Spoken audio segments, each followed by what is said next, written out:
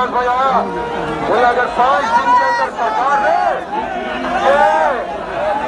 रामगिरी ये चिड़िया को नहीं पकड़ा, मैं आऊंगा चलो मुंबई। एक ऐलान किया, अल्हम्दुलिल्लाह आज पुलिस का बोल है 30,000 से ज्यादा गाड़ियां सड़कों पे आ गई, सड़कों पे आ गए। 15 लाख से ज्यादा लोग सड़कों पे आ गए।